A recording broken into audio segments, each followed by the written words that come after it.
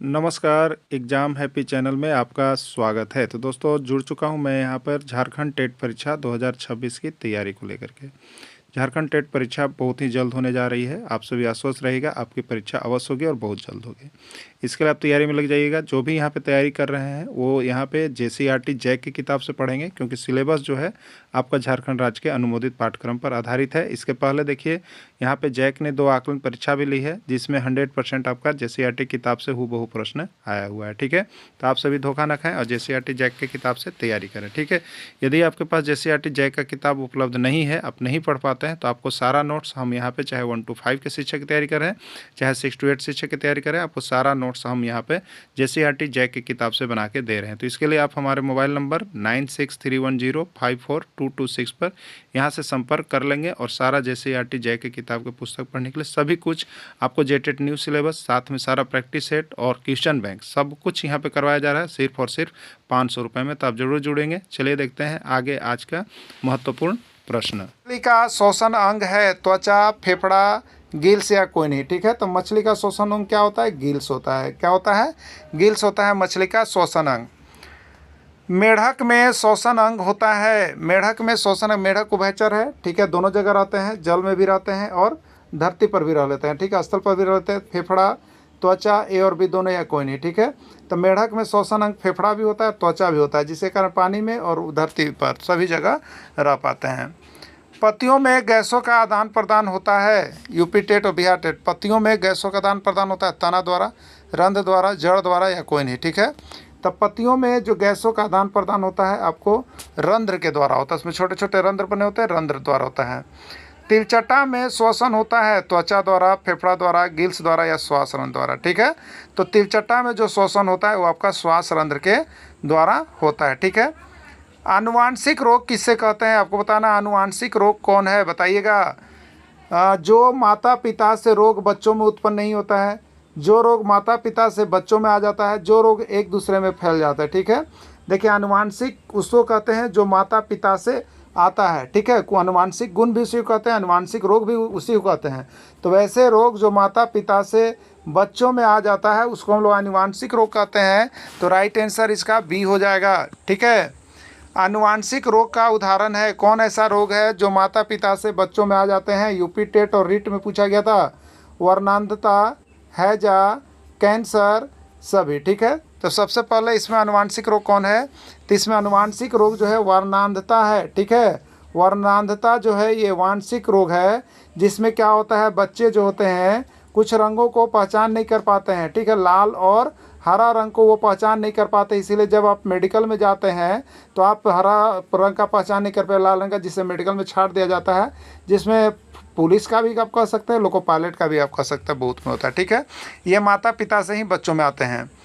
आनुवांशिक रोग का उदाहरण है, आनुवांशिक रोग का उदाहरण है मधुमेह, हीमोफीलिया, कैंसर या टाइफाइड। ठीक है, हरियाणा टेट 2015 में पूछा है। तो आनुवांशिक रोग का जो उदाहरण है वो है आपको देखिए यहाँ पे आप ले सकते हैं हीमोफीलिया को। ठीक है, किसको ले सकते हैं? हीमोफीलिया। संचरणीय या संक्रामक रोग है। संचरणीय या संक्रामक रोग है। कौन सा रोग है? संचरणीय संक्रामक रोग, जो माता पिता से बच्चों को प्राप्त होता है, जो एक व्यक्ति से दूसरे व्यक्ति में फैलता है, जो एक व्यक्ति से दूसरे व्यक्ति में नहीं फैलता है, या सभी। ठीक है, तो संचरणीय रोग ऐसा होता है जो किसी के संपर्क में हम जाते हैं और उससे अगर हमको भी हो जाए तो वो संचरणीय रोग होते हैं, यानी जो एक व्यक्ति से दूसरे व्यक्ति में फैलता है उसको संचरणीय रोग हम लोग कहते हैं। ठीक है, संचरणीय या संक्रामक रोग का उदाहरण क्या है? हैजा, एड्स, टाइफाइड या सभी। ठीक है, तो हैजा भी संचरणीय रोग है, एड्स भी संचरणीय रोग है, टाइफाइड भी है, यानी राइट आंसर इसका सभी हो जाएगा। वर्णांधता में व्यक्ति किस रोग की पहचान नहीं कर पाता है? वर्णांधता जिसको हम लोग कलर ब्लाइंडनेस कहते हैं। CG टेट 2013, MP टेट 2015 और उत्तराखंड टेट 2019 से पूछा गया था। ठीक है, तो वर्णांधता कलर ब्लाइंडनेस क्या होता है कि अगर आपकी माँ को है तो बच्चा को भी हो जाता है, पिता को है तो बच्चा को पता है, इसलिए यह संचरणीय, इसलिए यह जो है क्या है आनुवांशिक रोग है। तो इसमें व्यक्ति क्या कर पाता है, कैसे पहचान होता है कि उसको कलर ब्लाइंडनेस है, जो कि पुलिस में फोर्स में नहीं जा पाते हैं। तो जिनको कलर ब्लाइंडनेस है वो लोको पायलट में नहीं जा सकते हैं, पुलिस फोर्स वाली की बहाली में नहीं आपका हो सकता है। तो ये लाल और हरा रंग को नहीं पहचान कर पाते हैं, ठीक है, जो कि सभी के लिए बहुत ज़रूरी होता है। अगर आप लोको पायलट में है तो लाल और हरा नहीं पहचान पाइएगा तो सिग्नल कैसे होगा, ठीक है। तो इसी के कारण यहाँ पर लाल और हरा होता है। हीमोफीलिया रोग के बारे में क्या सही है? हीमोफीलिया रोग क्या होता है ये आपको बताना है। यह एक आनुवांशिक रोग है। इस रोग में रक्त का थक्का नहीं बनता या विटामिन के की कमी से होता है। उपयोग से बिल्कुल सही है। हीमोफीलिया जो है पहला है कि आनुवांशिक रोग है, अपने माता पिता से बच्चों में आता है। इस रोग में रक्त का थक्का नहीं बनता है, बिल्कुल सही है। और विटामिन के, जिसका विटामिन के का कमी होता है, अगर उसको कहीं एक्सीडेंट हो जाए, ब्लड चलने लगे तो ब्लड क्या होता है, पानी जैसा पतला होता है, जिससे रक्त का थक्का नहीं बन पाता है और वो आदमी मर जाता है, ठीक है। तो राइट आंसर डी, उपयुक्त सभी। वर्णधानता के बारे में क्या सही है? कलर ब्लाइंडनेस के बारे में क्या सही है आपको यहाँ पर देखना है, ठीक है। पहला ऑप्शन है कि यह एक वंशानुगत या आनुवांशिक रोग है, बिल्कुल सही है। वर्णांधता माता पिता से बच्चों में आता है, इसलिए यह वंशानुगत या आनुवांशिक रोग है, सही है। इस रोग से ग्रसित व्यक्ति को फोर्स या लोको पायलट में बहाल नहीं किया जा सकता है, बिल्कुल सही है। कि आपको जब भी लोको पायलट या फोर्स में बहाल होना होगा तो आपको कलर ब्लाइंडनेस की जांच होगी। इस जांच में आप पास करते हैं तो ही आपकी बहाली आगे होती है, ना तो नहीं होता है, तो नहीं हो सकता। क्लियर। इस प्रकार का व्यक्ति लाल और हरा रंग में विभेद नहीं कर पाता है, यही तो इसका प्रॉब्लम होता है, जिसके कारण फोर्स में या लोको पायलट में नहीं ले रहा है। यानी राइट आंसर डी होगा, उपयुक्त सभी। इसमें जितने भी ऑप्शन आए हैं वो कलर ब्लाइंडनेस के बारे में सही है, ठीक है। असंचरणीय या असंक्रामक रोग है। असंचरणीय या असंक्रामक रोग है, एक व्यक्ति से दूसरे व्यक्ति में फैलता है तो इसको तो हम लोग संचरणीय रोग कहते हैं। एक व्यक्ति से दूसरे व्यक्ति में नहीं फैलता है, इसलिए इसको असंचरणीय रोग कहेंगे। और माता पिता से मिलता है, ये भी बिल्कुल सही नहीं है। माता पिता से जो मिलता है उसको वंशानुगत रोग कहते हैं, या कोई नहीं। तो राइट आंसर इसका बी होगा। एक व्यक्ति से दूसरे व्यक्ति में जो रोग नहीं फैलता है उसको असंचरणीय या असंक्रामक रोग की श्रेणी में हम लोग रखते हैं, ठीक है। असंचरणीय या असंक्रामक रोग का उदाहरण है कैंसर। कैंसर यह जो है असंचरणीय रोग है। गठिया यह असंचरणीय रोग है। रतौंधी ये भी असंचरणीय रोग है, यानी राइट आंसर डी होता है, ठीक है। असंचरणीय रोग का उदाहरण नहीं है, इसमें कौन ऐसा है जो असंचरणीय रोग का उदाहरण नहीं है, ठीक है। वर्णांधता, ठीक है, वर्णांधता, गठिया, कैंसर, ठीक है। तो ये सभी के उदाहरण नहीं है, तो राइट आंसर ऐसे इसका देखें यहाँ पे सभी होना चाहिए, ठीक है। वर्णांधता क्या है, तो ये असंचरणीय रोग नहीं है, ठीक है। ये क्या होता है, ये आनुवांशिक रोग है, ये आनुवांशिक रोग है। ऐसे संचरणीय में चलता है कि संचरणीय है, ठीक है। तो कभी कभी इसको लोग देख के दे देता है, लेकिन यहाँ पर ऐसे होना क्या चाहिए, इसमें से कोई नहीं, ठीक है। ये संचरणीय रोग कौन कौन है, उदाहरण नहीं है, तो गठिया भी नहीं है, ठीक है। गठिया भी क्या है, ये गठिया क्या है, तो यह असंचरणीय रोग है। वर्णांधता असंचरणीय रोग, कैंसर भी है, यानी राइट आंसर इसमें डी होना चाहिए, कोई नहीं। लेकिन यहाँ पर ए लिखा गया है, ए जो लिखे जाने का रीजन था मेन, तो वही वंशानुगत रोग के कारण, लेकिन ऐसे इसमें डी ले जाइएगा, ठीक है। चलिए, पानी का शुद्धतम रूप है। पानी का शुद्धतम रूप है नल का पानी, वर्षा का पानी, समुद्र का पानी या स्वजल, ठीक है। तो पानी का शुद्धतम रूप जो होता है वो वर्षा का पानी होता है। देखिए कितना जगह पूछा है, देख लीजिएगा। प्रश्न की झड़ी लगी हुई है, ठीक ना। यहाँ से आपको लेकर के पढ़ना अति आवश्यक है। आप कहीं से भी ले लिए पढ़ लीजिए, कोई बात नहीं है, लेकिन आप एग्जाम में जाने से पहले तक यहाँ का सारा PDF और वीडियो जितना भी टॉपिक दिया गया है सबका कंप्लीट है। आपको यूट्यूब के प्लेलिस्ट में भी लगा, वहाँ से भी देख सकते हैं, नहीं तो नोट्स भी लेकर के पढ़ सकते हैं। तो यहाँ से आप 150 रुपये में लेकर के 100% पढ़ लीजिए। आपको बताते हैं कि EVS में आपको 30 में 25-28 नंबर फिक्स आ जाएगा, इसलिए आप सभी अवश्य लेकर के यहाँ से पढ़ लीजिएगा। सभी सब्जेक्ट का इसी तरह से JCERT से बना हुआ है, जो कि एकदम 100 प्रश्न बहुत कम, लेकिन एग्जाम में आएंगे बहुत ज़्यादा, ठीक है। इसलिए जल्दी से जल्दी पढ़ लीजिएगा, एग्जाम बहुत नज़दीक है, आप सभी देख करके ही जाइएगा। विश्व में लगभग कितना प्रतिशत भूभाग पर जल है? 71, 80, 90, 60। तो 71% भूभाग पर जल यहाँ पर है, ठीक है। अलवणीय जल या पीने योग्य जल कितना होता है? देखिए, एक होता है लवणीय जल और एक होता है अलवणीय जल। अलवणीय जल मतलब जिसमें लवण नहीं है, या पीने योग्य जल है, वो कौन है? 2.7, 1.2, 4% या कोई नहीं, ठीक है। तो अलवणीय जल या पीने योग्य जल कितना है? 2.7% है। क्लियर। लवणीय जल या पीने योग्य जल कितना प्रतिशत नहीं है आपको बताना है, ठीक है। 90%, 93%, 96% या 97%, ठीक है। लवणीय जल या पीने योग्य जल जो होता है वो कौन होता है? समुद्र का जल होता है, ये लवणीय है, ये खारा है, ये पीने योग्य नहीं है। ठीक है, लवणीय जल या पीने योग्य जल कितना प्रतिशत नहीं पूछा है। ठीक है, तो पीने योग्य जो नहीं है वो क्या है आपका, तो वो आपका समुद्र मिलता है। समुद्र में कितना है, तो 97% जल जो है समुद्र मिलता है, खारा है, वो पीने योग्य नहीं है। तना के रूप में खाया जाने वाला भोजन कौन सा है आपको बताना। तना के रूप में किसको किसको खाया जाता है, गन्ना को, प्याज को, आलू को, सभी को, सभी ये तना के रूप में खाया जाता है। बिहार टेट यह पूछा गया है। ठीक है, जड़ के रूप में खाया जाने वाला भोजन कौन कर, याद रखिएगा जड़ तना, यहाँ से एक प्रश्न रहेगा तो रहेगा, 100% आपको बता दे रहे हैं। इसलिए इसको और भी देखना होगा तो आप JCERT किताब में बायोलॉजी सेशन में जा करके देख लीजिएगा, वहाँ पर आपको इसका पूरा डिटेल्स दिया हुआ है। इसलिए आप लोग अगर और अधिक पढ़ना चाहते होंगे तो बाहर का कुछ नहीं पढ़ना, इस नोट्स के अलावा JCERT किताब का जो हमने आपको टॉपिक बता दिया है वहाँ से जा करके देख लीजिएगा, आपको 100% कंप्लीट हो जाएगा। 6 थ्योरी क्लास में सब कुछ आपको बता दिया गया है। ये तो देखिए आपकी प्रैक्टिस सेशन चल रही है कि अब आपने अगर मिक्सअप हमने कर दिया तो आप कितने यहाँ से सही बना पा रहे हैं, कितने सही नहीं बना पा रहे हैं। ठीक है, तो ये आपके ऊपर होगा, तो आप सभी लेकर के जरूर पढ़िए। ठीक है, और शाम को 7 बजे अवश्य जुड़िएगा, जिससे 1 से 5 के लिए आपकी अच्छी तैयारी हो सके। ठीक है, तो गाजर भी जड़ के रूप में खाया जाता है, चुकंदर भी जड़ के रूप में खाया जाता है, मूली का भी जड़ ही खाया जाता है, इसलिए राइट आंसर डी होगा, सभी हो जाएगा। क्लियर, तो जड़ के रूप में खाया जाने वाला ये सभी भोजन है। पत्तियां के रूप में खाए जाने वाला भोजन कौन है, कौन कौन सी चीज़ है जो पत्तियां के रूप में खाई जाती है। हरियाणा टेट 2016 में पूछा था, सरसों, पालक, मेथी है सभी।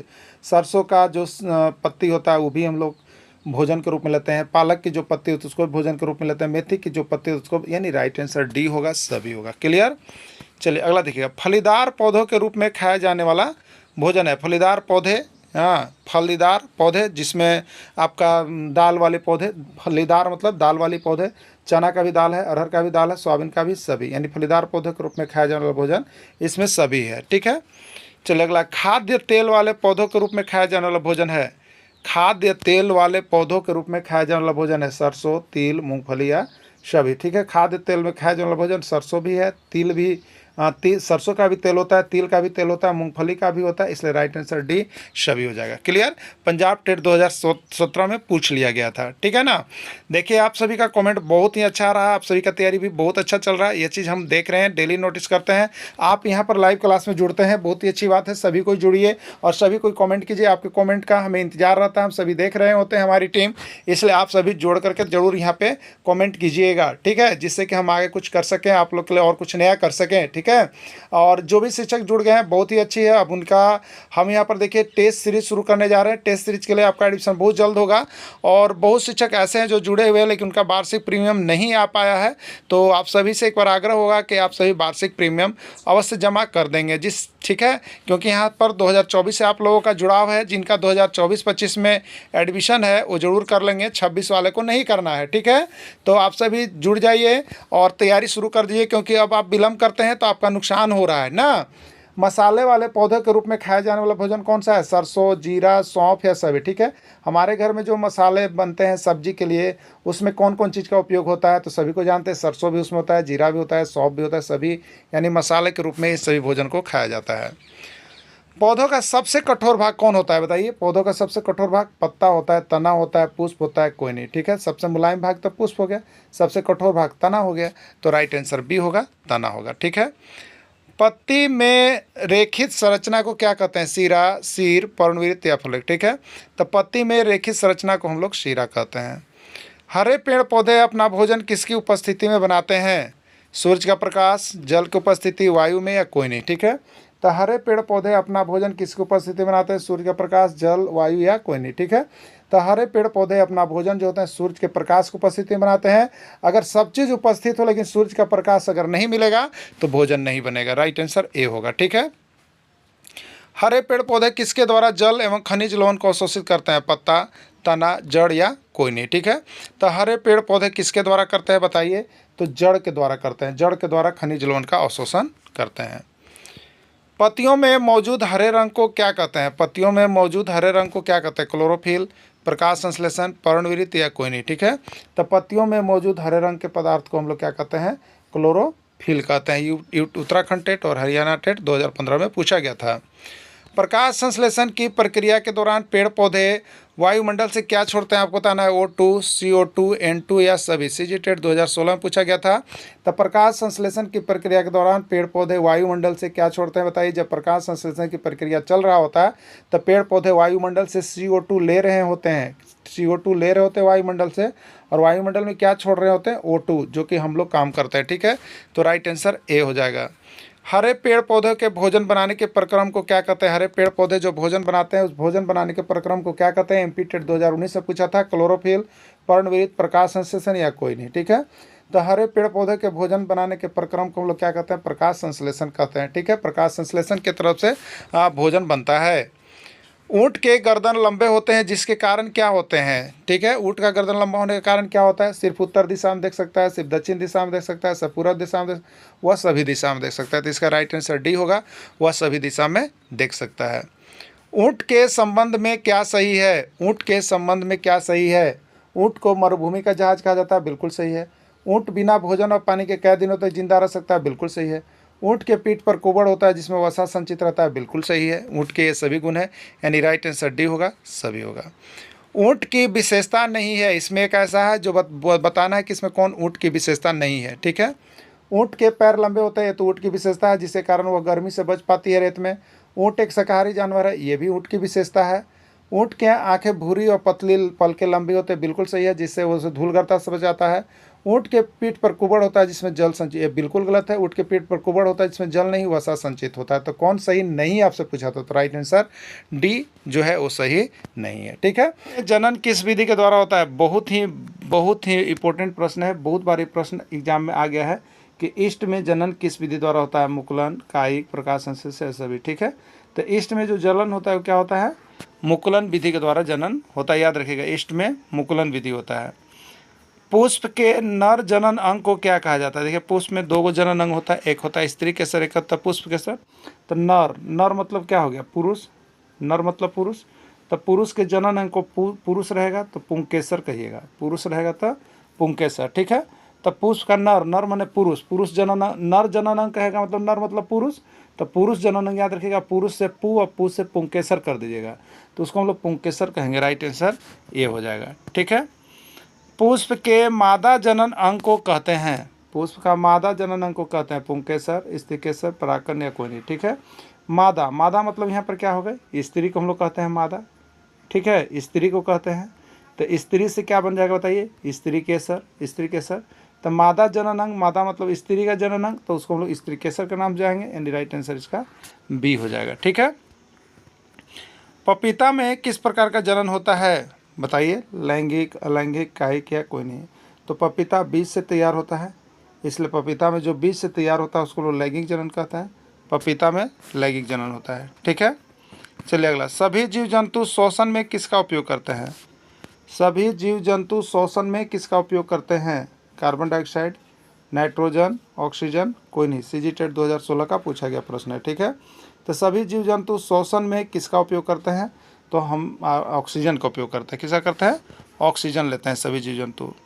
सभी जीव जंतु कौन सा गैस छोड़ते हैं, लेते तो है ऑक्सीजन लेकिन छोड़ते कौन है। देखिए, MP TET 2013, UP TET 2018, CGTET 2014, देखिए सब कुछ प्रश्न हम आपको इस कदर छाट दिए हैं कि आप सिर्फ यहाँ से केवल नोट्स लेके भी पढ़ के जाइएगा ना, तो आपको हम बता देते हैं कि अन्य जितना भी प्रैक्टिस सेट लिए हैं उस सब आपका वहाँ फेल है, सब फेल है, बस ये बता दे रहे हैं।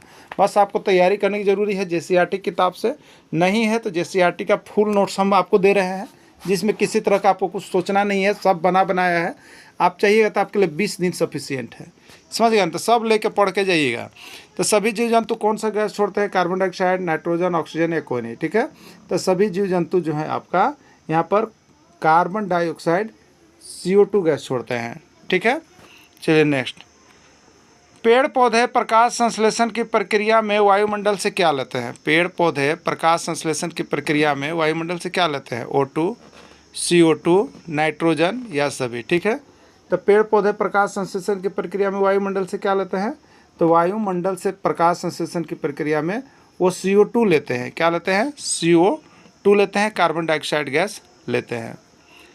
किसी वास स्थल के सभी सजीव, पौधा या जंतु उपस्थित रहते क्या कहलाता है, जैव घटक, अजैव घटक, मृदा घटक या कोई नहीं, ठीक है। तो किसी वास स्थल का सभी सजीव प्राणी जितना होगा उसको हम लोग जैव घटक के अंतर्गत रखते हैं। सजीव प्राणी जितना उसको जैव घटक के अंतर्गत रखते हैं। तो ए जैव घटक इसका राइट आंसर हो जाएगा, जिसमें सजीव प्राणी रहेंगे, ठीक है। किसी वास स्थल के सभी निर्जीव, जिसे मिट्टी, जल, वायु, प्रकाश, ताप, पत्थर किस प्रकार का घटक है, ठीक है। किसी वास स्थल के सभी निर्जीव, जितने भी निर्जीव चीज़ है, मिट्टी निर्जीव है, जल निर्जीव है, वायु निर्जीव है, प्रकाश निर्जीव है, ताप निर्जीव है, पत्थर निर्जीव है। तो निर्जीव, तो जीव जिसमें रहेगा मतलब सजीव वाला चीज़ जैव घटक और निर्जीव वाला चीज़ अजैव घटक होता है, ठीक है। तो निर्जीव वाला चीज़ अजैव घटक में जाएगा, तो सभी चीज़ अजैव घटक के अंतर्गत आएगा। मरुस्थल में किस प्रकार के पौधे पाए जाते हैं, यूपी टेट 2019 में पूछ दिया, देखिए नागफनी, कैक्टस, खजूरिया सभी, ठीक है। तो देखिए जितने भी कांटेदार पौधे हैं वो सभी क्या होता है, मरुस्थल पाया जाता है, क्योंकि पानी सोखने की क्षमता ज़्यादा रहती है, पानी ग्रहण ज़्यादा देर तक करके रख सकते हैं, ठीक है। इसलिए नागफनी है, कैक्टस है, खजूर है, ये सभी मरुस्थल वाले जीव जंतु है, ठीक है। विश्व जल दिवस मनाया जाता है 22 मार्च, 22 अप्रैल, 22 मई, 22 जून, यूपी टेट, सीजी टेट या हरियाणा टेट, ठीक है। तो विश्व जल दिवस कब मनाया जाता है, याद रखिएगा पृथ्वी है, इसके ऊपर हम लोग जल की बात करते हैं। तो एक होता है देखिए 22 मार्च और ये होता है 22 अप्रैल, यानी 22 मार्च को जल दिवस और 22 अप्रैल को पृथ्वी दिवस, बस 22 बस है तो अप्रैल में है, ठीक है। तो राइट आंसर ये हो जाएगा, ठीक है। चलिए, भार के अनुपात से जल में हाइड्रोजन और ऑक्सीजन का अनुपात कितना होता है, 1:8, 8:1, 1:3 या 3:1, ठीक है। भार के अनुपात से याद रखिएगा, ठीक है। तो भार से यहाँ पर क्या होता है, H2O होता है, तो हाइड्रोजन का 2 होता है और ऑक्सीजन कितना होता है, 16 होता है भार से। तो 2 एकम 2, 2 अट्ठे 16, यानी कितना हो रहा है, 1:8 होता है। 1:8 किसमें, ए में है, तो राइट आंसर इसका ये हो जाएगा, ठीक है। शुद्ध जल का पीएच मान होता है, सीजी टेट 2014 में पूछा था, 7.4, 8.2, 7 या कोई नहीं, ठीक है। तो शुद्ध जल का पीएच मान कितना होता है, 7 होता है, क्लियर। शुद्ध जल होता है, शुद्ध जल कैसा होता है, अम्लीय, क्षारीय, उदासीन या कोई नहीं, बिहार टेट 2023 का पूछा गया प्रश्न है, ठीक है। तो शुद्ध जल कैसा होता है, तो शुद्ध जल आपका उदासीन होता है, क्लियर। चलिए अगला देखिएगा, हमारे शरीर में जल लगभग कितना प्रतिशत है, 70, 80, 90 या 60, ठीक है। तो हमारे शरीर में जल लगभग कितना प्रतिशत है, तो 70% है, ठीक है। हमारे दैनिक आवश्यकता के लिए वर्षा जल इकट्ठा करना क्या कहलाता है, बादल जल संग्रहण, वायु जल संग्रहण, वर्षा जल संग्रहण या कोई नहीं, ठीक है। तो वर्षा के जल का संग्रहण क्या कहलाएगा, बताइए, वर्षा जल संग्रहण कहलाएगा। तो राइट आंसर सी होगा, वर्षा जल संग्रहण होगा। अगला प्रश्न है, चलिए वस्तुनिष्ठ पर अगला प्रश्न है, जो वन सालों भर हरे भरे रहते हैं उन्हें क्या कहते हैं, उष्णकटिबंधीय सदाबहार वन, उष्णकटिबंधीय पर्णवाती वन, उष्णशीतोष्ण सदाबहार वन या कोई नहीं। तो राइट आंसर डी होगा, उष्णकटिबंधीय सदाबहार वन को, जो वन सालों भर हरे भरे रहते हैं उसको उष्णकटिबंधीय सदाबहार वन कहते हैं, ठीक है। उष्णकटिबंधीय सदाबहार वन में किस प्रकार के वृक्ष पाए जाते हैं, उष्णकटिबंधीय सदाबहार वन में किस प्रकार के वृक्ष पाए जाते हैं, रोजवुड, आबूनस, महोगनी या सभी, ठीक है। तो उष्णकटिबंधीय सदाबहार वन में ये तीनों प्रकार के वृक्ष जो है पाए जाते हैं, ठीक है। तो राइट आंसर इसका सभी हो जाएगा। कौन सा वन पृथ्वी के फेफड़ा की तरफ प्रतीत होता है, ब्राज़ील का उष्णकटिबंधीय सदाबहार वन, अमेरिका का उष्णकटिबंधीय वन, अफ्रीका का उष्णकटिबंधीय वन या कोई नहीं। ये सीजी टेट 2017 का पूछा गया प्रश्न है, ठीक है। कौन सा वन पृथ्वी के फेफड़ा की तरफ प्रतीत होता है, तो राइट आंसर ए होगा, ब्राज़ील का उष्णकटिबंधीय सदाबहार वन। विश्व का सबसे बड़ा सांप है, एनाकोंडा, अजगर, नाग या कोई नहीं, यूपी टेट 2019 का पूछा गया प्रश्न है, ठीक है। तो विश्व का सबसे बड़ा सांप जो है एनाकोंडा है। एनाकोंडा किस प्रकार के वन में पाए जाते हैं, एनाकोंडा किस प्रकार के वन में पाए जाते हैं, रीट 2014 का पूछा गया प्रश्न है। उष्णकटिबंधीय सदाबहार वन, उष्णकटिबंधीय वर्षा वन, शंकुधारी वन या कोई नहीं, ठीक है। तो एनाकोंडा किस प्रकार के वन में पाए जाते हैं, तो उष्णकटिबंधीय सदाबहार वन में पाए जाते हैं। मानसूनी वन किस वन को कहा जाता है, मानसूनी वन किस वन को कहा जाता है, उष्णकटिबंधीय सदाबहार वन, उष्णकटिबंधीय पर्णपाती वन, शीतोष्ण पर्णपाती वन या कोई नहीं, ठीक है।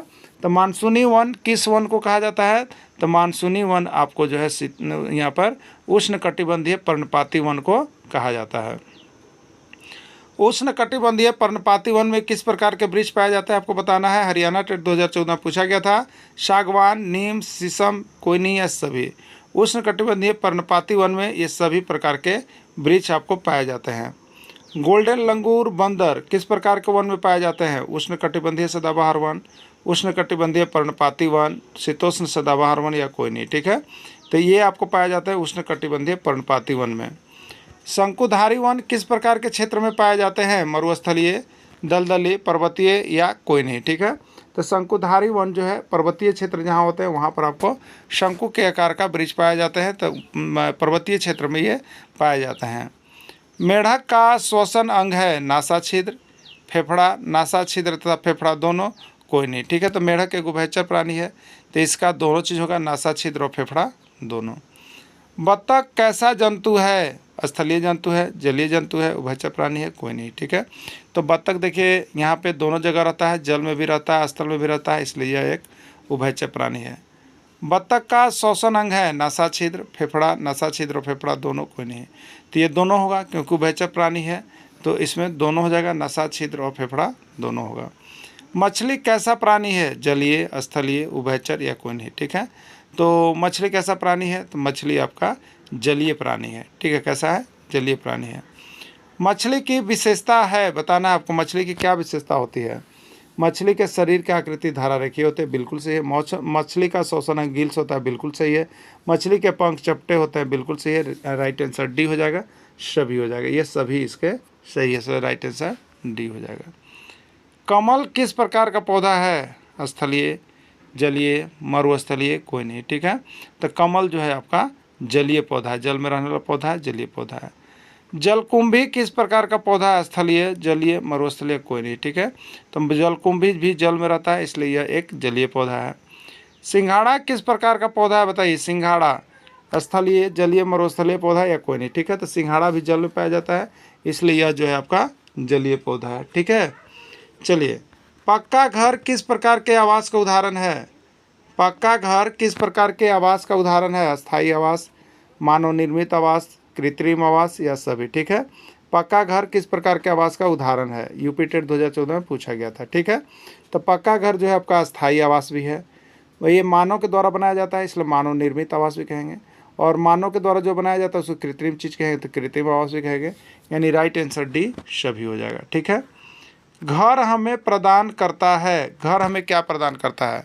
आश्रय देता है, सभी मौसमों से बचाता है, सुरक्षा प्रदान करता है, या सभी। घर हमें क्या प्रदान करता है, तो घर हमें आश्रय देता है, घर हमें सभी मौसम से जाता है, घर हमें सुरक्षा प्रदान करता है, डी यानी राइट आंसर डी सभी हो जाएगा। ठीक है, विटामिन की कमी से प्रजनन क्षमता में कमी आती है। ऐसी कौन सी विटामिन है जो आपके शरीर में कमी होती है तो उससे प्रजनन क्षमता में कमी आ जाती है। Vitamin A, vitamin B, vitamin D, या विटामिन ई। एमपी टेट 2022 का पूछा गया प्रश्न है। ठीक है, विटामिन ए से रतौंधी, ठीक है, विटामिन बी से बेरी, विटामिन डी से रिकेट्स या सूखा रोग, और विटामिन ई से प्रजनन क्षमता में कमी आती है। अगर ई की कमी है तो राइट आंसर डी हो जाएगा।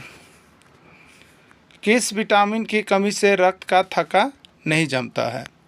CG TET 2016, MP TET 2019, Uttarakhand TET 2021 पूछा गया प्रश्न है।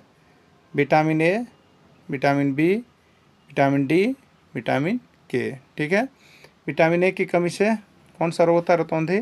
विटामिन बी की कमी से बेरी, विटामिन डी की कमी से रिकेट्स या सूखा रोग, और विटामिन के की कमी से रक्त का थक्का नहीं जमता। इनका खून पतला होता है जिसके कारण रक्त का थक्का नहीं जमता है। तो कौन सी विटामिन कमी से रक्त का थक्का नहीं बनता है, तो विटामिन के इसका राइट आंसर हो जाएगा। बांझपन और नपुंसकता विकार किस विटामिन की कमी से होता है। UP TET 2017, UP TET 2019। Vitamin A, vitamin E, vitamin C, या विटामिन के। ठीक है, तो बांझपन है, या नपुंसकता है, या प्रजनन क्षमता में कमी है, ये आपको विटामिन ई की कमी से होता है। ठीक है, विटामिन ई की कमी से होता है। कौन ऊर्जा का स्रोत नहीं है, आपको बताना है इसमें कौन जो है ऊर्जा का स्रोत नहीं है। एमपी टेट 2021 में और सीजी टेट 2018 में पूछा गया है। प्रोटीन, कार्बोहाइड्रेट, वसा, या विटामिन। ठीक है, प्रोटीन ऊर्जा का स्रोत है, कार्बोहाइड्रेट भी ऊर्जा का स्रोत है, वसा भी ऊर्जा का स्रोत है, लेकिन विटामिन क्या होता है, ये ऊर्जा के स्रोत नहीं होते हैं। ठीक है, शरीर में जो आवश्यक चीज़ों की कमी होती है उसकी सिर्फ पूर्ति करते हैं, ऊर्जा प्रदान नहीं करते हैं। ठीक है, तो राइट आंसर डी हो जाएगा। दूध में कौन सा विटामिन नहीं होता है? Vitamin A, vitamin B, vitamin C, vitamin D. ठीक है, Bihar TET 2023। Vitamin A, vitamin B, vitamin C, vitamin D. दूध में कौन सा विटामिन नहीं होता है? विटामिन ए पाया जाता है, विटामिन बी पाया जाता है, विटामिन डी। दूध में विटामिन सी जो है वो नहीं होता है। ठीक है, राइट आंसर सी हो जाएगा। खट्टे फलों में कौन सा विटामिन प्रचुर मात्रा में पाया जाता है? Vitamin A, vitamin B, vitamin C या विटामिन डी। खट्टे फलों में कौन सा विटामिन प्रचुर मात्रा में पाया जाता है? तो खट्टे फलों में प्रचुर मात्रा में विटामिन सी पाया जाता है। ठीक है, वायुमंडल में जो नाइट्रोजन का स्थिरीकरण करते हैं उस जीवाणु का नाम है?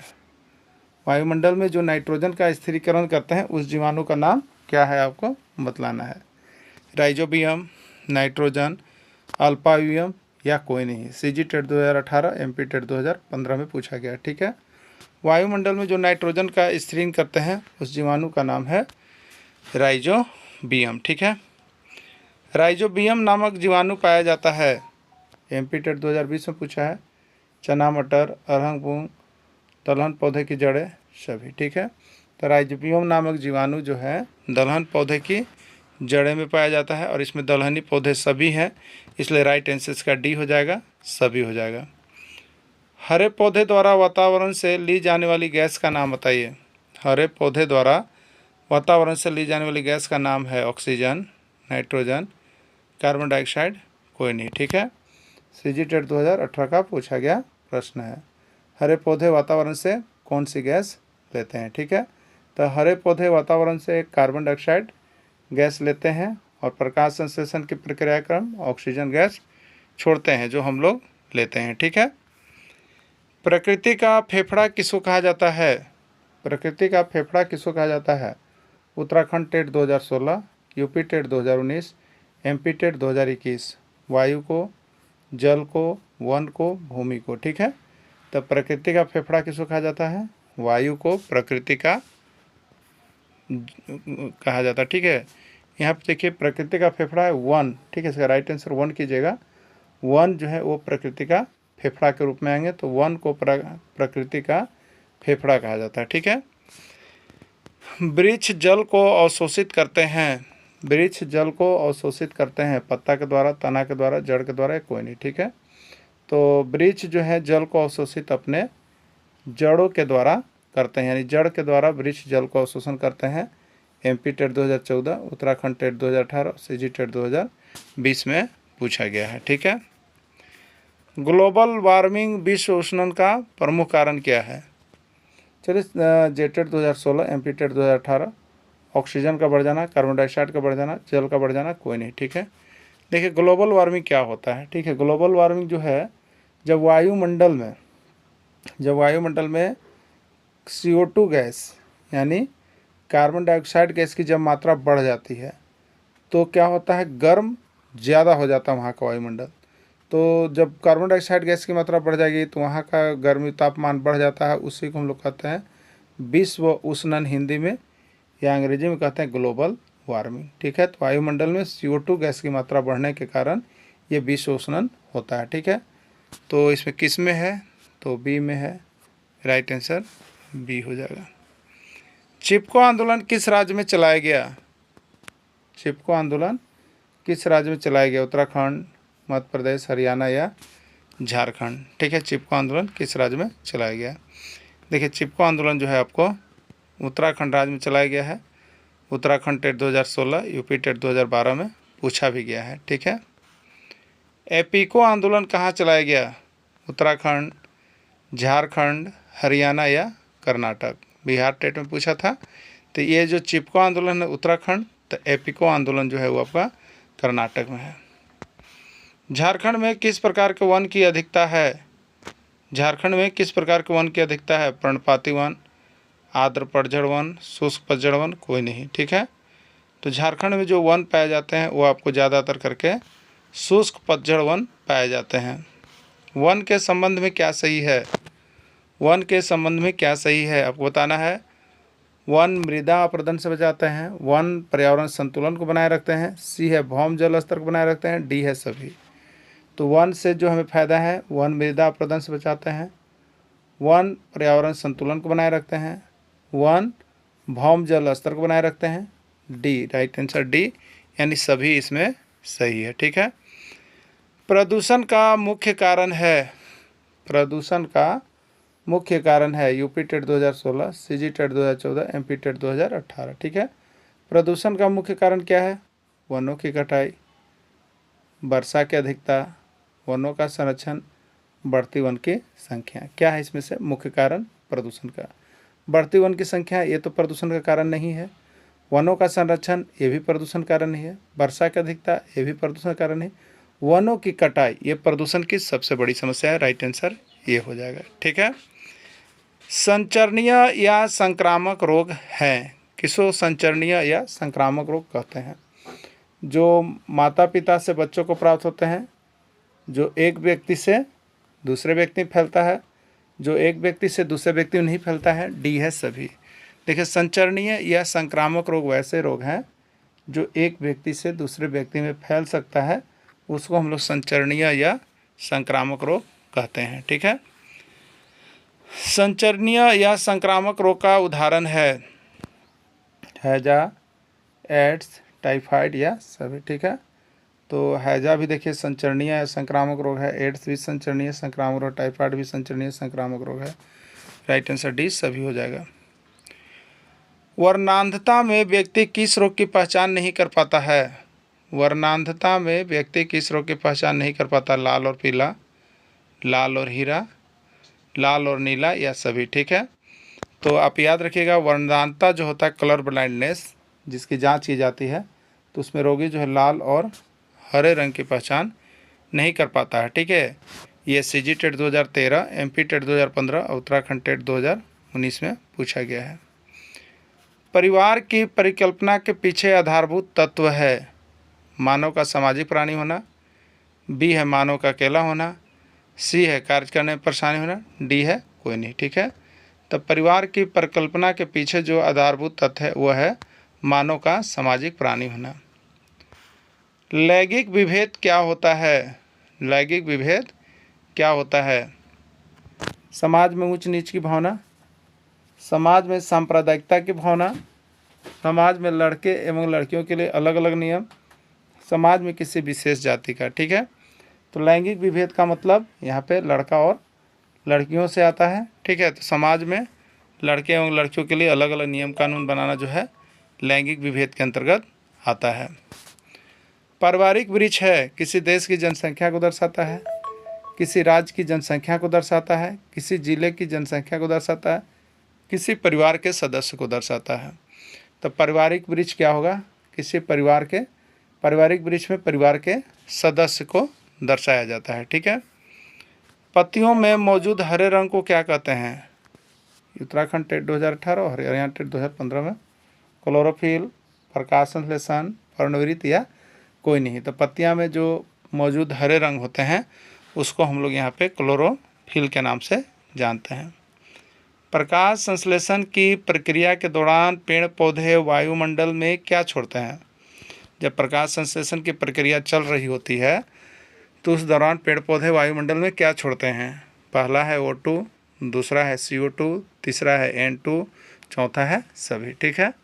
तो प्रकाश संश्लेषण की प्रक्रिया के दौरान हरे पेड़ पौधे CO2 लेते हैं और वायुमंडल में O2 गैस छोड़ते हैं। तो राइट आंसर ये होगा O2 होगा। हरे पेड़ पौधों के भोजन बनाने के प्रक्रम को क्या कहते हैं? हरे पेड़ पौधे जो अपना भोजन बनाते हैं वो किस प्रक्रम के द्वारा बनाते हैं, किस विधि के द्वारा बनाते हैं? क्लोरोफिल, पर्णविरित, प्रकाश संश्लेषण के कोई नहीं। ठीक है। तो हरे पेड़ पौधे जो भोजन बनाते हैं उस भोजन बनाने के प्रक्रम को हम लोग प्रकाश संश्लेषण के नाम से जानते हैं। ठीक है। झाड़ीदार वृक्षों की श्रेणी में आते हैं। झाड़ीदार वृक्ष की श्रेणी में कौन कौन आते हैं आपको बताना है। ठीक है। तो झाड़ीदार वृक्ष की श्रेणी में कौन आएंगे? गुलाब, कपास, रहर या सभी। ठीक है। देखिए, झाड़ीदार वृक्ष क्या होते हैं? तो झाड़ीदार वृक्ष की लंबाई कम से कम जो आपकी है वो 4-5 फीट हो जाती है। ठीक है। 4-5 फीट होते हैं। ये हल्के मजबूत होते हैं, कास्ट टाइप के होते हैं। तो इसमें देखिए गुलाब भी, कपास, रहर, ये सभी झाड़ीदार वृक्ष में ही आ जाते हैं। तो राइट आंसर डी होगा, सभी हो जाएगा। वृक्ष वाले पौधे की श्रेणी में आते हैं, वृक्ष वाले पौधे की श्रेणी में आते हैं आम, पीपल, बड़ या सभी। वृक्ष वाले पौधे की श्रेणी कौन है? रीड 2018। तो वृक्ष वाले पौधे जिनकी लंबाई लगभग 10 फीट 15 फीट होती है और वो बहुत ही मोटे होते हैं, इसके तने बहुत होते हैं, मोटे मोटे भी होते हैं। तो ये वृक्ष वाले पौधे की श्रेणी में आते हैं। तो इसमें आम भी आएगा, पीपल भी आएगा, बड़ भी आएगा, सभी। राइट आंसर डी, सभी हो जाएगा। ठीक है। जड़ के रूप में खाया जाने वाला पौधा है, जड़ के रूप में खाया जाने वाला पौधा कौन सा है? पंजाब टेट 2014 में पूछा गया था। प्याज, आम, गाजर या सभी। जड़ के रूप में खाया जाने वाला पौधा कौन सा है? ठीक है। तो जड़ के रूप में इसमें जो खाया जाता है वो है आपका गाजर। आम तो फल के रूप में खाया जाता है, ठीक है। प्याज तना के रूप में खाया जाता है। तो जड़ के रूप में गाजर खाया जाता है। गेहूँ किस प्रकार के पौधों की श्रेणी में आता है? साग, झाड़ी, वृक्ष, कोई नहीं है। तो ये बहुत हल्के होते हैं, इनकी लंबाई 2 से 3 फीट होती है, बहुत पतले होते हैं। तो ये सब साग वाले पौधे की श्रेणी में आते हैं, साग श्रेणी में आते हैं। ठीक है। पथरी हो जाने पर कौन सा पौधा का पत्ता पीस कर पिलाया जाता है? ब्रायोफाइलम, पत्थर चट्टा, पुदीना, हल्दी या मूली या सभी। CG TET 2021, Punjab TET 2016, UP TET 2019। ठीक है। पथरी हो जाने पर कौन सा पौधा का पत्ता पीस कर पिलाया जाता है? तो वह है ब्रायोफाइलम, या जिसको हम लोग पत्थर चट्टा के नाम से जानते हैं। ईस्ट किस प्रकार का जीव है? एकल कोशिकीय, बहुकोशिकीय, द्विकोशिकीय या कोई नहीं। ठीक है। तो ईस्ट जो है आपका एकल कोशिका जीव की श्रेणी में चला जाता है। ईस्ट में जनन किस विधि के द्वारा होता है? पंजाब टेट 2019 से पूछा गया है। मुकुलन, कायिक, प्रकाश संश्लेषण या सभी। ठीक है। तो ईस्ट में जनन किस विधि के द्वारा होता है? मुकुलन विधि के द्वारा होता है। जो वन सालों भर हरे भरे रहते हैं उन्हें क्या कहते हैं? उष्णकटिबंधीय सदाबहार वन, उष्णकटिबंधीय पर्णपाती वन, शीतोष्ण सदाबहार वन या कोई नहीं। ठीक है। जो वन सालों भर हरे भरे रहते हैं उन्हें उष्णकटिबंधीय सदाबहार वन के नाम से जाने जाते हैं। उष्णकटिबंधीय सदाबहार वन में किस प्रकार के वृक्ष पाए जाते हैं? रोजवुड, आबूनस, महोगनी या सभी। तो देखिए उष्णकटिबंधीय सदाबहार वन में रोजवुड, आबूनस, महोगनी ये सभी पौधे पाए जाते हैं। कौन सा वन पृथ्वी के फेफड़ा की तरफ प्रतीत होता है? ब्राज़ील का उष्णकटिबंधीय सदाबहार वन, अमेरिका का उष्णकटिबंधीय वन, अफ्रीका का उष्णकटिबंधीय वन या कोई नहीं। ठीक है। कौन सा वन पृथ्वी के फेफड़ा की तरह काम करता है? ब्राज़ील का उष्णकटिबंधीय सदाबहार वन फेफड़ा की तरह कार्य करता है। ठीक है। सबसे ज़्यादा लौह स्रोत पाया जाता है? पपीता, गाजर, मूली या पालक। ठीक है। सबसे ज़्यादा लौह स्रोत कहाँ पाया जाता है? तो सबसे ज़्यादा लौह स्रोत आपका पालक में पाया जाता है। ठीक है। कैल्शियम सबसे अधिक पाया जाता है? पपीता, अंडा, दूध, गाजर, पालक। तो सबसे अधिक जो कैल्शियम पाया जाता है वो आपका अंडा और दूध में पाया जाता है। घेघा रोग किसकी कमी से होता है? विटामिन सी, कैल्शियम, आयोडीन या रुक्षांश। ठीक है। तो घेघा रोग किसकी कमी से होता है? तो आयोडीन की कमी से घेघा या गलगंड नामक रोग होता है। ठीक है। हड्डियों एवं दांतों को स्वस्थ रखने के लिए किसका उपयोग किया जाता है? हड्डियों एवं दांतों को स्वस्थ रखने के लिए किसका उपयोग किया जाता है? आयोडीन, ब्रोमीन, कैल्शियम या पारा। ठीक है। तो हड्डियों एवं दांतों को स्वस्थ रखने के लिए कैल्शियम का उपयोग किया जाता है। मानव अपनी आवश्यकता की पूर्ति के लिए जो आवास बनाता है कहलाता है? मानव निर्मित आवास, मरुस्थलीय आवास, जलीय आवास या कोई नहीं। ठीक है। मानव अपनी आवश्यकता की पूर्ति के लिए जो आवास बनाता है उसको हम लोग यहाँ पे कहते हैं मानव निर्मित आवास। ठीक है। जो घर लंबी समयावधि के लिए बनाया जाता है उसको कौन सा घर कहते हैं? स्थायी आवास, अस्थायी आवास, दोनों या कोई नहीं। ठीक है। तो जो घर लंबी समयावधि के लिए बनाया जाता है उसको हम लोग अस्थायी आवास कहते हैं। ठीक है। अस्थायी आवास है तंबू, झोपड़ी, इग्लू या सभी। अस्थायी आवास कौन है? तो तंबू भी अस्थायी है। कुछ समय के लिए लोग अगर पुलिस जाते हैं तो वहाँ पर तंबू लगा के रहते हैं, फिर वहाँ से लेकर के चले जाते हैं। झोपड़ी भी अस्थायी है, इग्लू भी बर्फ़ का घर अस्थायी है। राइट आंसर डी, सभी हो जाएगा।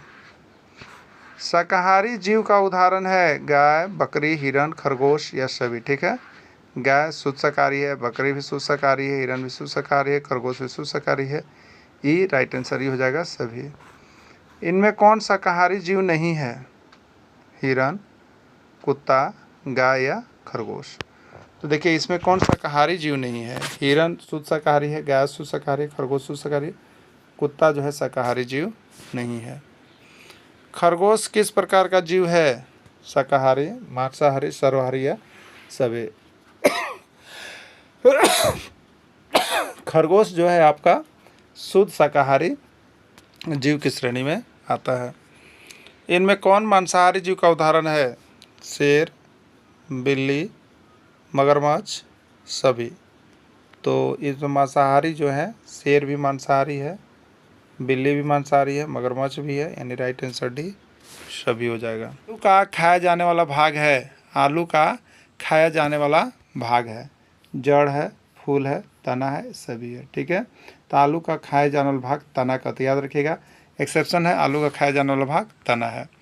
गुलाब किस प्रकार के पौधों की श्रेणी में आता है आपको बताना है? साग, झाड़ी, वृक्ष या सभी। ठीक है, गुलाब किस प्रकार के पौधों की श्रेणी में आता है? तो गुलाब जो है आपको यहाँ पर झाड़ी की श्रेणी में आता है, झाड़ीदार पौधे की श्रेणी में आता है। रीट 2016 में पूछा गया था। ठीक है, मटर किस प्रकार के पौधों की श्रेणी में आता है? मटर किस प्रकार के पौधों की श्रेणी में आता है? साग, झाड़ी, वृक्ष या सभी। ठीक है, तो मटर जो है साग वाले पौधे की श्रेणी में आएगा। एमपी टेट 2014 पूछा गया था। तो साग, झाड़ी और वृक्ष का पूरा थ्योरी क्लासेज में आप जा करके देखिएगा, कंप्लीट किया हुआ है। आज तो हम लोग प्रैक्टिस सेशन में चल रहे हैं, इसलिए आपको यहाँ पर सही गलत करते रहना है। तो ये तीनों चीज़ों को आपको देख लेना है, ईवीएस का नोट्स यहाँ से ले लीजिएगा। ठीक है, चलिए आम किस प्रकार के पौधों की श्रेणी में आता है? साग वाले पौधे, झाड़ी वाले पौधे, वृक्ष वाले पौधे या कोई नहीं। ठीक है, तो आम किस प्रकार के पौधों की श्रेणी में आता है? ये बिहार टेट 2011 में पूछा था। साग वाले पौधे, झाड़ी वाले पौधे, वृक्ष वाले पौधे या कोई नहीं। ठीक है, तो आम जो आते हैं वो क्या आते हैं? वो वृक्ष वाले पौधे की श्रेणी में आते हैं। ठीक है, वृक्ष वाले पौधे की श्रेणी में आते हैं। राइट आंसर इसका सी हो जाएगा। मूली का खाया जाने वाला भाग है जड़, पत्तियां, तना या कोई नहीं। उत्तराखंड टेट 2014 का पूछा गया प्रश्न है। ठीक है, तो मूली का क्या खाया जाता है बताइए? तो मूली का हम लोग जड़ खाते हैं। क्या खाते हैं? जड़। मूली का जड़, गाजर का जड़ खाते हैं।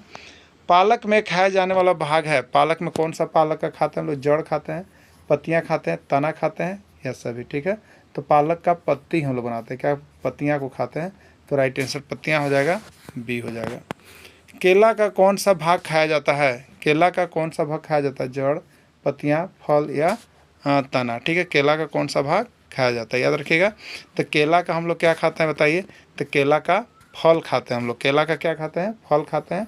राइट आंसर इसका सी होगा, और यूपी टेट 2014 में पूछा गया था। ठीक है, झारखंड राज्य में वार्षिक वर्षा होती है। देखिए ये प्रश्न आया था आपका किस में? तो आकलन परीक्षा में भी आ गया था, जो कि बनाया हुआ था मेरा, और यहाँ से प्रश्न आपका आया था। ठीक है, 120 सेंटीमीटर, 130, 140 या कोई नहीं। ठीक है, तो झारखंड राज्य में जो वार्षिक वर्षा होती है वो होती है आपका 140 सेंटीमीटर। सीजी टेट 2020 का पूछा गया प्रश्न है। ठीक है, भौम जल के स्तर में कमी आने का मुख्य कारण क्या है बताइए? बहुत बार देखिए यूपी टेट 2018 में, झारखंड में भी आया था ये भौम जल का स्तर। ठीक है, इसका कमी आने का कारण क्या है? जनसंख्या में वृद्धि। बिल्कुल सही बात है, यदि जनसंख्या में जितनी वृद्धि होगी उतना ही जल का आवश्यकता होगा, उतना ही घर बढ़ेगा, उतना ही जो है कि आपको क्या होगा? बोरिंग होगा, उतने ही चापाकल होंगे। तो ये सब क्या होगा? तो भौम जल स्तर में कमी होगा। ठीक है, कृषिगत उपयोग, हम कृषि कार्य करते हैं तो भी भौम जल स्तर में कमी होती है। वर्षा का असमान वितरण, ये तो भौम जल स्तर की कमी आने का सबसे मुख्य कारण है, क्योंकि किसी वर्ष वर्षा जो है 250 मिलीमीटर हो जाती है, किसी बार 120 मिलीमीटर होती है, कभी किसी बार 100 मिलीमीटर वर्षा होती है। तो इससे क्या होता है?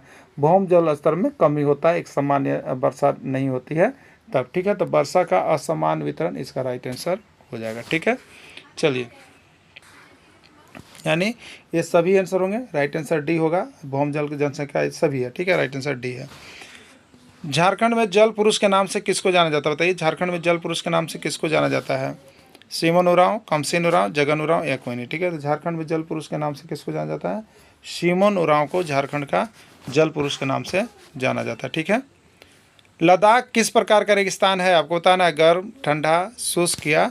ठीक है, ये रेगिस्तान का श्रेणी है लद्दाख किस प्रकार का? तो लद्दाख जो है आपको ठंडा रेगिस्तान है। ठीक है, बिहार टेट 2017 और सीजी टेट 2015। ठीक है, सहारा जो है वो गर्म है और लद्दाख जो है ठंडा रेगिस्तान है। ठीक ना, चलिए खा पा चा किस रेगिस्तान का नाम है? खा पाचा किस रेगिस्तान का नाम है? खा पाचान। याद रखिएगा, प्रश्न आया हुआ था हरियाणा टेट में और उत्तराखंड टेट में। लद्दाख रेगिस्तान, सहारा रेगिस्तान, सभी है, कोई नहीं, ठीक है। तो खा पाचा जो है किसको कहते हैं हम लोग? लद्दाख रेगिस्तान को कहते हैं खा पाचा। मनाली लेह राजमार्ग पर्यटकों के लिए खोला जाता है। मनाली लेह जो है राजमार्ग है वो पर्यटकों के लिए कब खोला जाता है? मई जून में, जून जुलाई में, जुलाई सितंबर में, कोई नहीं, ठीक है। बिहार टेट 2011 का पूछा गया प्रश्न है कि मनाली लेह राजमार्ग पर्यटकों के लिए कब खोला जाता है, ठीक है। तो राइट आंसर इसका सी होगा, जुलाई से सितंबर के बीच में पर्यटकों के लिए यह खोल दिया जाता है मनाली लेह राजमार्ग, ठीक है। मरुस्थल में किस प्रकार के पौधे रहते हैं? एमपी टेट 2021 और एमपी टेट 2013 में पूछा गया है कि मरुस्थल में किस प्रकार के पौधे रहते हैं? कैक्टस, खजूर, नागफनी या सभी, ठीक है। तो देखिए मरुस्थल में झाड़ीदार और कांटेदार पौधे रह सकते हैं कि वही वहाँ रहने के लिए अनुकूलित होते हैं। तो जिसमें कैक्टस, खजूर और नागफनी ये तीनों जो है कांटेदार पौधे हैं, झाड़ीदार, तो ये मरुस्थल में रह सकते हैं। तो इसलिए इसका राइट आंसर डी होगा, सभी होगा। यानी मरुस्थल में कैक्टस, खजूर और नागफनी के जैसे पौधे वहाँ पे रहते हैं। मरुस्थलीय पौधे की विशेषता क्या है? मरुस्थल में जो पौधे रहते हैं वो क्यों मरुस्थल में रहने के लिए अनुकूलित रहते हैं, उसकी विशेषता क्या है? एमपी टेट 2016 में पूछा गया था। कांटेदार होते हैं, इनका तना मोटा होता है, इनका वाष्पोत्सर्जन दर कम होता है, डी सभी, ठीक है। तो मरुस्थलीय पौधे की विशेषता है कि ये कांटेदार होते हैं, क्योंकि मरुस्थल में कांटेदार पौधे ही होते हैं। इनका तना मोटा होता है, तना मोटा होने का रीज़न होता है कि बहुत दिन तक पानी को क्या करते हैं, अपने अंदर कैप्चर रखते हैं। इनका वाष्पोत्सर्जन दर कम होता है, बिल्कुल जितना वाष्पोत्सर्जन दर कम होगा उतना ही जल्दी उसमें पानी की कमी होगी, पौधे सूखकर मर जाएंगे। तो वाष्पोत्सर्जन दर भी कम होता है। तो ये सभी कारण से ये सभी जो है मरुस्थलीय पौधे की विशेषता है। अगर मरुस्थल में कोई पौधा रह रहा है तो इसका मतलब ये सभी उस पौधे में विशेषता होगी, तभी वह मरुस्थल में जीवित रह सकते हैं, ठीक है। मरुस्थल में रहने वाले जीव जंतु और पौधे हैं। मरुस्थल में रहने वाले जीव जंतु और पौधे का नाम इसमें कौन कौन है? ऊँट, बिल्कुल, ऊँट को मरुस्थल का जार कहते हैं। खजूर, बिल्कुल ये पौधा है। सर्प, ये भी रहते हैं बिल बना करके, सभी। राइट आंसर डी, सभी होंगे। वो यूपी टेट 2016, उत्तराखंड टेट 2014 का था, ठीक है। चलिए, मछली का श्वसन अंग क्या होता है? आपको बताना है कि मछली का श्वसन अंग क्या होता है? नाक, पूंछ, गलफड़ा या कोई नहीं, ठीक है। तो देखिए कितना बार Bihar TET, UP TET, CG TET, part but आने वाला ही केवल प्रश्न है, आने वाला ही प्रश्न एकदम आपको सभी इंपॉर्टेंट प्रश्न है, इतना कर लेना है आपको ईवीएस का।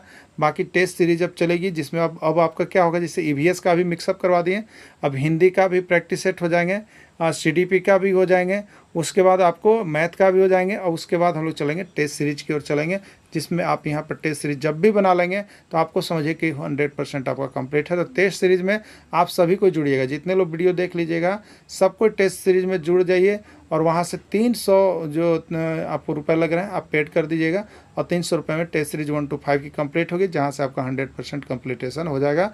अगर उसमें आप 60% लाने लगे तो समझिए कि आपका 90 क्रॉस अवश्य आएगा, ठीक है। तो चलिए, मछली के श्वसन गिल्स या गलफड़ा होता है, क्लियर हो गया। व्हेल तथा डॉल्फिन में श्वसन अंग क्या होता है? व्हेल तथा डॉल्फिन में श्वसन अंग क्या होता है? गिल्स होता है, सिर पर स्थित नच्छा द्वार, पूछ या कोई नहीं, ठीक है। देखिए एक चीज़ आप देखते होंगे जब आप समुद्र में देखते होंगे, ठीक है, तो व्हेल्स या डॉल्फिन क्या होते हैं, जैसे मान लीजिए समुद्र है तो इसमें कभी कभी नाव सब भी क्या होता है, एक्सीडेंट हो जाता है। क्या होता है, व्हेल या डॉल्फिन सीधे ऊपरी का मुँह करके निकलते हैं, और ये क्या होता है, यहाँ पर देखिए नशा छिद्र होता है, ये श्वास लेने के लिए ऐसे बार बार ऊपर निकलते हैं, जिससे पानी में हलचल हो जाता है, नाव रहेगा तो भी गिर जाएगा। तो ये यहाँ पर क्या होता है, सिर पर उनका नासा द्वार होता है, कुछ देर के लिए आता है फिर नीचे चले आते हैं। तो ये सिर पर स्थित नासा द्वार क्या होता है, वो श्वास लेने के लिए श्वसन अंग है, इसलिए वो बाहर निकलते हैं, ठीक है। ऑक्टोपस तथा स्क्विड समुद्र तल में रहते हैं, ये श्वास लेते हैं, ये श्वास कैसे लेते हैं, ठीक है। नासा द्वार, गिल क्लोम, पूछ या कोई नहीं, ठीक है। तो ये देखिए गिल क्लोम के द्वारा लेते हैं, कैसे लेते हैं, गिल क्लोम के द्वारा, रीट 2018 का पूछा गया प्रश्न है, ठीक है। मेढक कैसा जंतु है? जलीय प्राणी है, स्थलीय प्राणी है, उभयचर प्राणी है, कोई नहीं, ठीक है। तो मेढक जो है एक उभयचर प्राणी है, क्योंकि वह जल में भी रहता है और वह स्थल पर भी रहता है। तो जो जल और स्थल दोनों जगह रहता है उसको हम लोग उभयचर प्राणी कहते हैं। इसलिए मछली कैसा प्राणी है? एक उभयचर प्राणी है, ठीक है। चलिए अगला देखिएगा। मानव अपनी आवश्यकता की पूर्ति के लिए जो आवास बनाता है उसको क्या कहते हैं? मानव निर्मित आवास, मरुस्थलीय आवास, जलीय आवास या कोई नहीं, ठीक है। तो मानव अपनी आवश्यकता की पूर्ति के लिए जो आवास बनाता है उसको हम लोग कहते हैं मानव निर्मित आवास, क्योंकि मानव के द्वारा बनाया गया आवास है तो मानव निर्मित आवास होगा। उत्तराखंड टेट 2014 का पूछा गया प्रश्न है, ठीक है। जो घर लंबी समय अवधि के लिए बनाया जाता है, बहुत लोग घर देखते हैं कि नहीं आजकल हमको जाना है तो झोपड़ी नुमा बनाते चले जाते हैं, तो यह अस्थायी आवास हुआ कि आज हमको रहना है, 2 महीने 4 महीने चले जाएंगे। और एक घर लंबी समय अवधि 50 साल 60 साल वर्षों भर के लिए होता है, तो उसको क्या कहते हैं, अस्थायी अस्थायी दोनों या कोई नहीं। ठीक है, तो जो घर लंबी समय अवधि के लिए बनाया जाता है उसको हम लोग कहते हैं अस्थायी आवास। क्या कहते हैं उसको, अस्थायी आवास कहते हैं। क्लियर, जो घर लंबी समय अवधि के लिए बनाया जाता है उसको हम लोग कहते हैं अस्थायी आवास है। ठीक है, चलिए अस्थायी आवास है, इसमें कौन अस्थायी आवास है आपको बताना है कि अस्थायी आवास कौन है। तंबू, झोपड़ी, इग्लू, या सभी। तो तंबू भी कुछ दिनों के लिए लगा के, जैसे सेना लोग कहीं जाते हैं तो वहाँ क्या करते हैं, तंबू लगा के रहते हैं, चुनाव कार्य करवाते हैं, जनगणना कार्य करवाते हैं, या किसी तरह का युद्ध हो रहा है तो वहाँ पर रहते हैं, युद्ध की शांति करवा कर फिर चले जाते हैं, तो ये अस्थायी आवास है। झोपड़ी भी मान लीजिए कि गुलगुलिया लोग को आप देखते होंगे, जो आज ही स्टेशन पर स्टेशन वहाँ पर झोपड़ी लगा देते हैं और फिर वहाँ से चले जाते हैं। इग्लू, बर्फ़ का घर, ये भी एक नियत समय के लिए होता है, अस्थायी होता है, फिर ये समाप्त हो जाता है। यानी डी सभी, यानी तंबू भी अस्थायी आवास है, झोपड़ी भी अस्थायी, इग्लू भी, यानी राइट आंसर डी सभी हो जाएगा। ठीक है, भारत में पहली मेट्रो रेलवे का शुभारंभ कहाँ किया गया। भारत में पहली मेट्रो रेलवे का शुभारंभ कहाँ किया गया, मुंबई, कोलकाता, दिल्ली या कोई नहीं। ये यूटेट 2015 का पूछा गया प्रश्न है। ठीक है, तो भारत में पहली मेट्रो रेलवे का शुभारंभ जो है आपको कहाँ किया गया है, कोलकाता में किया गया था। पहली बार मेट्रो रेलवे कहाँ से कहाँ तक चली थी। ठीक है, अगला प्रश्न है कि पहली बार मेट्रो रेल कहाँ से कहाँ तक चली। दमदम से हावड़ा, मुंबई से थाने, मुंबई से दिल्ली, दमदम से टालीगंज। ठीक है, तो पहली बार जो मेट्रो रेल जो थी वो दमदम से टालीगंज के बीच चली थी, कलकत्ता में ये है। ठीक है, दूसरी मेट्रो रेलवे कहाँ थी, दूसरी मेट्रो रेलवे कहाँ थी, कोलकाता, दिल्ली, मुंबई, चेन्नई या कोई नहीं। ठीक है, तो दूसरी मेट्रो रेलवे जो आपकी थी वो यहाँ पे दिल्ली में, ये पंजाब टेट 2014 में पूछा गया प्रश्न है। रेलवे पटरी की चौड़ाई के आधार पर रेलवे लाइन को कितने भागों में बांटा गया है, 1, 2, 3 या 4। तो रेलवे को कितने 3 भागों में बांटा गया है। ठीक है,